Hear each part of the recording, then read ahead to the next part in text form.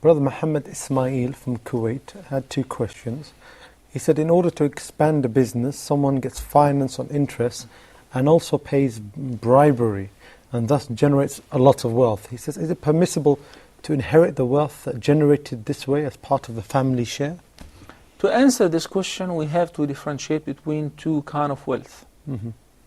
The two kinds are based on the nature of the money or the trade or the goods themselves.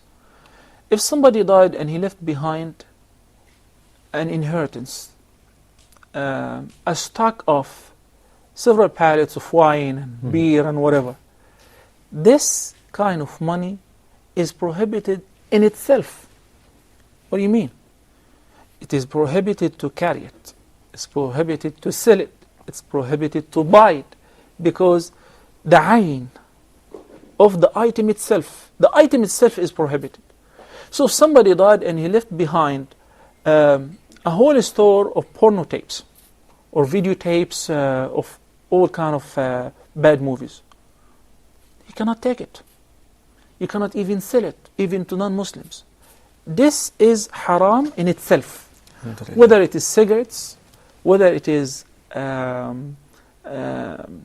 bad items of any sort, of nature, such as wine, videotapes containing explicit materials or haram views, then all of that should be avoided, and the heirs are not allowed to take anything out of that. Rather, they're commanded to destroy it. So that's in of itself, it's not allowed. Exactly. The item itself is prohibited. Add to that an item which you know that your father or the person whom you're inheriting actually took it without right from somebody else. He confiscated the property of somebody, and you know that this vehicle or this house or this flat is not your father's. He took it without right. So then he died and he left it for you. And you know who is the real owner of this? Then it is your duty to render it back to them. But what if somebody was depositing his saving in a bank and earning unlawful earning monthly on that 10% interest or whatever? So by the end of his life, he left for his heirs a great amount of wealth. Many of that wealth was earned from riba. So the way it was earned is haram, but the money itself, it's cash. There's nothing wrong with it. So you get to inherit it, and it is lawful for you to take it and to spend it, and all the sin and the burden is on the person who earned it. And that's why Abdullah ibn Mas'ud, may Allah be pleased with him, was feeling sorry for such loser who earns his earning from unlawful sources.